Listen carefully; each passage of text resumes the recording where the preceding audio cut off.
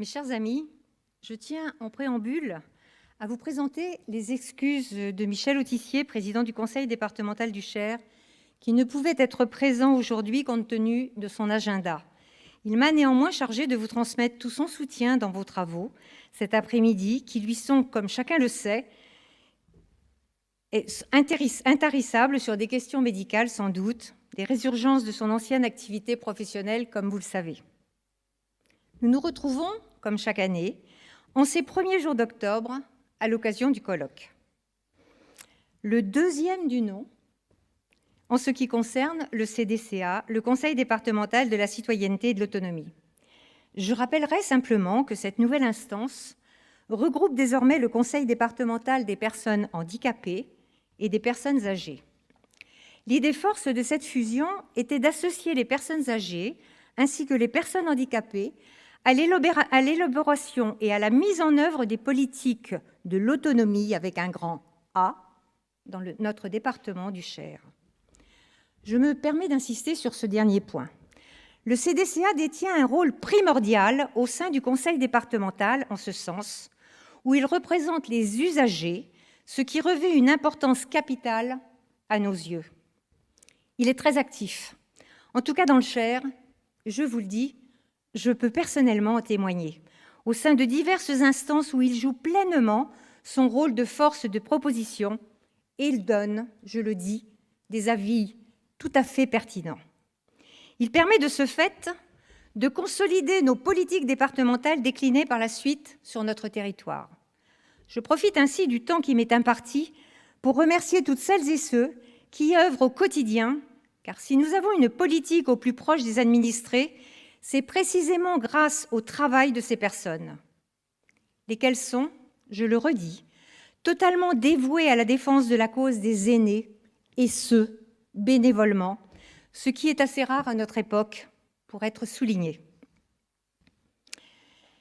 Qu'elles en soient remerciées. Je pense qu'on pourrait les applaudir et qu'on doit les applaudir.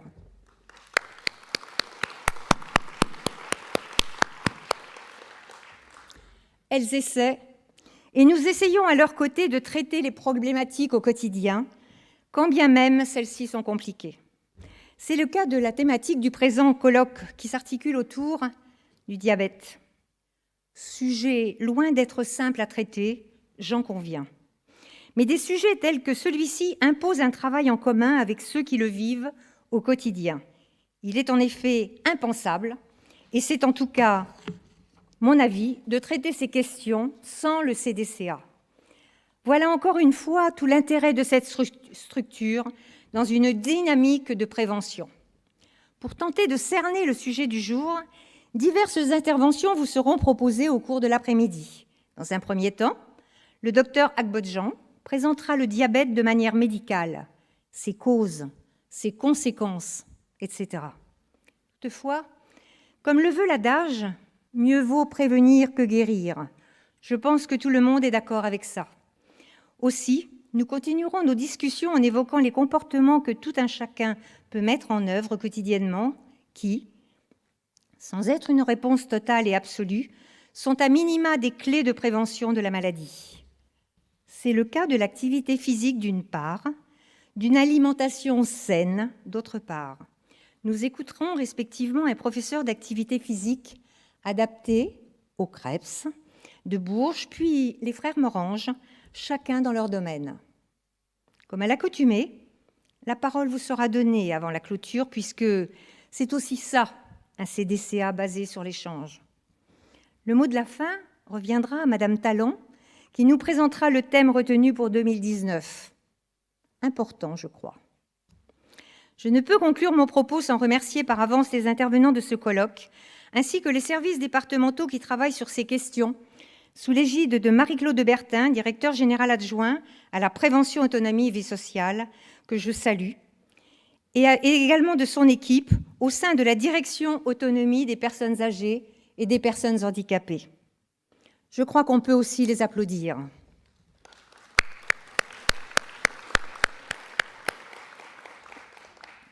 Il ne me reste plus qu'à vous souhaiter à toutes et à tous un très bon après-midi. Prenez soin de vous, mais aussi Prenons soin des autres. Merci.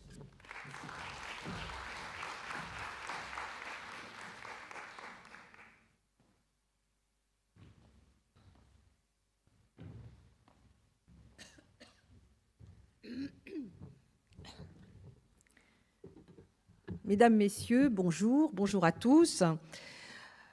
Nous voici donc encore une fois réunis pour notre colloque annuel et je me réjouis de vous voir toujours répondre présent pour cet après-midi d'information et de débat. Vous êtes nombreux, ça fait plaisir. Madame Thur disait qu'effectivement qu'il y avait moins de présents. Il est vrai que nous avions eu par le passé, dans le colloque du CODERPA, un nombre parfois très impressionnant de participants, mais c'était une autre époque où effectivement il n'y avait pas autant de distractions qui empêchaient les gens de venir se réunir. Alors le sujet de cette année n'est pas au premier abord un sujet qui engendre la franche rigolade, mais nous allons tenter de l'aborder de la manière la moins morose possible. Alors, le diabète, c'est une maladie trop souvent méconnue pour soi-même, mais dont on parle pourtant souvent dans les médias. Alors, pourquoi ne s'inquiète-t-on pas pour soi-même alors qu'on s'informe régulièrement ? Alors, les médias parlent d'une pandémie, donc une épidémie mondiale, pire qu'Alzheimer. Alors, on se demande, dès le moindre trou de mémoire, on se demande si on n'a pas la maladie d'Alzheimer, mais on ne s'inquiète pas, ou du moins pas vraiment, de son taux de sucre dans le sang. C'est un petit peu bizarre, non ? Enfin, bon. Il y a peut-être anguille sous roche psychologique dans ce phénomène. Alors, je crois savoir que le docteur Jonas Agbodjan, diabétologue et gériatre, va nous expliquer tout cela. Alors, le diabète, est-ce que c'est grave, docteur ? Ben oui, c'est grave. Mais alors, qu'est-ce qu'on peut faire pour ne pas l'avoir ou bien pour éviter les complications ? Nous allons tenter de répondre à ces questions à la lumière des recherches les plus récentes sur le sujet. Avec d'abord M. Boudonneau et M. Bellet qui nous parleront de l'activité physique et de ses bienfaits. Alors, les bonnes résolutions, ça ne se prend pas que le 1er janvier, ça se prend aussi toute l'année.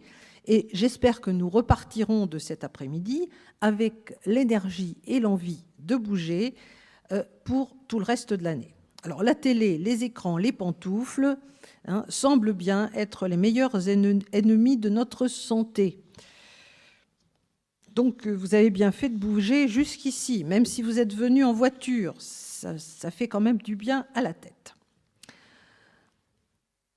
D'autre part, des recherches étonnantes sur notre intestin sont développées ces dernières années. Nous pourrons peut-être en discuter avec le docteur Agbodjan. N'y aurait-il pas de grands changements possibles dans la compréhension de ces maladies métaboliques, comme le diabète, bien sûr, mais aussi l'augmentation du cholestérol et l'obésité ? Et puis, peut-être qu'il y a obésité et obésité. Nous parlerons de tout cela. Peut-être que dans ces nouvelles recherches, y a-t-il de nouvelles voies thérapeutiques inattendues. Donc, nous allons essayer de faire le point sur ces sujets.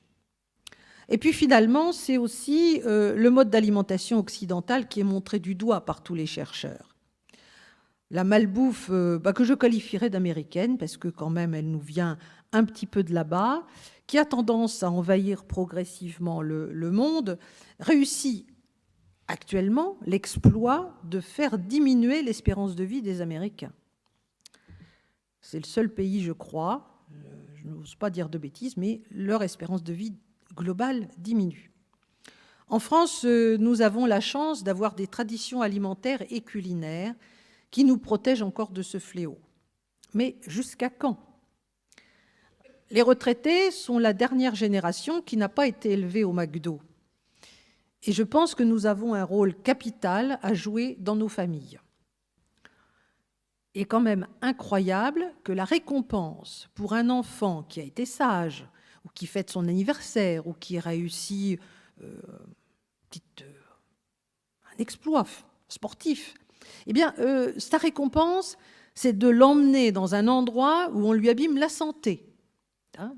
Combien de grands-parents, pour faire plaisir à leurs petits-enfants, dire « Demain, je vais t'emmener au McDo ».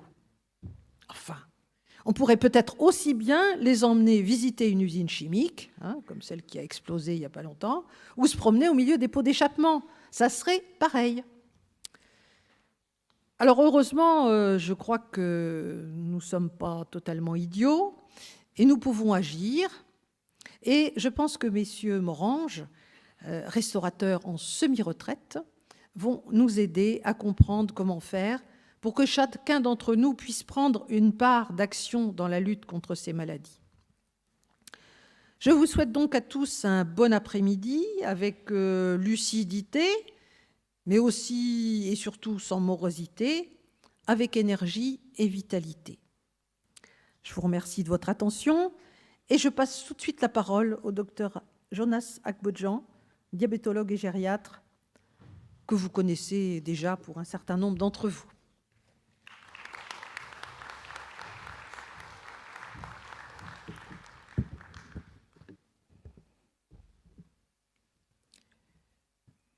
Alors, j'attends mes diapos.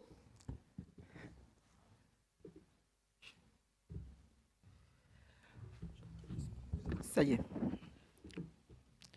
Bon, j'ai pour mission de vous expliquer très simplement ce qu'est le diabète et d'en déduire les conséquences. Alors, qu'est-ce que le diabète ? D'abord, une petite définition du diabète. Le diabète, diapo, c'est une hyperglycémie, c'est-à-dire un taux de sucre très élevé dans le sang, mais de façon chronique. Parce qu'il peut y arriver d'avoir un taux de sucre élevé dans le sang, mais après quelque temps, ce taux va diminuer si nous ne sommes pas diabétiques. Alors, chez le diabétique, le taux de sucre reste en permanence élevé dans le sang. Ça s'appelle une hyperglycémie chronique. Et là, l'hyperglycémie chronique va avoir des conséquences, c'est-à-dire des complications. Complications vasculaires, donc sur les vaisseaux, les petits vaisseaux, donc on parle de complications microvasculaires, et les gros vaisseaux, complications macrovasculaires. Donc tout au long de ce que je vais vous présenter, retenez cette hyperglycémie chronique. Alors, quand dit-on que quelqu'un est diabétique ? Parce qu'on a dit tout à l'heure, on ne pense pas à mesurer son taux de sucre dans le sang. Alors, quand est-ce que les médecins disent que quelqu'un est diabétique ? On a trois possibilités. On en utilise une habituellement, c'est la première. On mesure le taux de sucre chez quelqu'un à jeun. Souvent, ça se fait le matin. Et à jeun, il ne faut pas que le taux de sucre dépasse 1,26 g. Celui ou celle qui dépasse 1,26 g à 2 reprises, on dira qu'il est diabétique. C'est très simple. Il faut être à jeun et on mesure le taux de sucre. Lorsqu'on dépasse 1,26 g, on dira qu'on est diabétique. Il y a d'autres définitions, d'autres critères diagnostiques dont on ne se sert pas beaucoup. On a la possibilité aussi de donner 75 grammes de glucose à quelqu'un. Et puis 2 heures après, on mesure son taux de sucre dans le sang. Alors il y a une idée là. Si le taux de sucre ne baisse pas en 2 heures, on se dit c'est peut-être parce que quelque chose n'a pas bien fonctionné. Vous allez comprendre tout à l'heure que lorsqu'on a un taux de sucre élevé dans le sang, l'organisme réagit. Parce qu'il faut absolument que le taux de sucre baisse dans le sang. S'il reste élevé, s'il ne baisse pas, c'est qu'il y a un problème. Et donc, le deuxième critère diagnostique du diabète, c'est lorsque, après avoir ingéré 75 grammes de glucose, 2 heures plus tard, le taux de sucre reste au-dessus de 2 grammes par litre. Deuxième critère diagnostique. Et le dernier, c'est quelqu'un qui a ce que nous appelons des signes de déséquilibre glycémique ou des signes de diabète, c'est-à-dire quelqu'un qui a beaucoup maigri, quelqu'un qui est très très fatigué, qui a soif, énormément soif, qui boit beaucoup et urine beaucoup. Chez quelqu'un qui a ces symptômes-là, lorsqu'on lui fait la mesure du sucre dans le sang, quel que soit le moment de la journée, si le taux de sucre dépasse 2 grammes, avec ces signes dont je vous parle, on dira aussi que la personne est diabétique. Donc, voilà les 3 possibilités, et les médecins, la plupart du temps, utilisent le premier critère, c'est-à-dire la glycémie à jeun supérieure à 1,26. Donc là, vous le savez, dès que vous dépassez 1,26 g un jour, le lendemain, vous le refaites. Si à 2 reprises, la glycémie à jeun dépasse 1,26 g, on dira que vous êtes diabétique. Alors, le diabète, il y en a beaucoup. Il y a le diabète de type 1, on va en parler un peu, ça représente à peu près 6% des diabétiques. Il y a le diabète de type 2, qui concerne beaucoup plus les adultes et les sujets âgés. Il y a ce qu'on appelle le diabète gestationnel, qui apparaît au cours de la grossesse, qui peut disparaître à l'accouchement, mais parfois, chez les femmes qui ont eu un diabète gestationnel, le diabète peut rester et elles peuvent devenir diabétiques. Ensuite, il y a ce qu'on appelle les diabètes secondaires, et là, ce n'est ni le type 1 ni le type 2, c'est quelqu'un qui a une maladie du pancréas qui est devenu diabétique, quelqu'un qui a une maladie des glandes, l'hypophyse ou les surrénales, qui est devenu diabétique, certaines maladies comme les surcharges en fer qui peuvent aussi abîmer le pancréas et entraîner du diabète, ou certains médicaments qui peuvent aussi donner du diabète. Et en dehors de ça, il y a des diabètes dits diabètes génétiques, qui sont des diabètes transmis. Donc voilà, il y a beaucoup de types de diabète, mais on retiendra le diabète de type 1 et le diabète de type 2. Donc le diabète de type 1, c'est quoi? On dit que c'est une maladie auto-immune. Elle peut être une maladie auto-immune, c'est-à-dire que c'est le système immunitaire lui-même qui est déréglé et qui attaque ses propres cellules. Donc on a notre système de défense qui ne reconnaît plus ses propres cellules et qui va attaquer les cellules du pancréas. Sachez que le pancréas, vous le savez déjà, mais je vous le rappelle, le pancréas, c'est l'organe qui fabrique l'insuline. Et c'est quoi l'insuline? C'est la seule hormone dont nous disposons et qui est capable de baisser notre taux de sucre dans le sang. Si nous avons une glycémie normale, c'est grâce à l'insuline que nous fabriquons. Et l'organe qui fabrique l'insuline, c'est le pancréas. Dans le diabète de type 1, les cellules qui fabriquent l'insuline ont été totalement détruites. Donc, quelqu'un qui a le diabète de type 1 ne fabrique quasiment plus d'insuline, alors qu'on ne peut pas vivre sans insuline. Donc, quand on fait le diabète de type 1, il peut s'agir d'une maladie auto-immune, mais également, il peut s'agir d'une maladie due à l'environnement, à des toxiques, à des agents bactériens, et parfois on n'a pas la cause. Et ce diabète de type 1 peut arriver depuis le berceau jusqu'à 30-35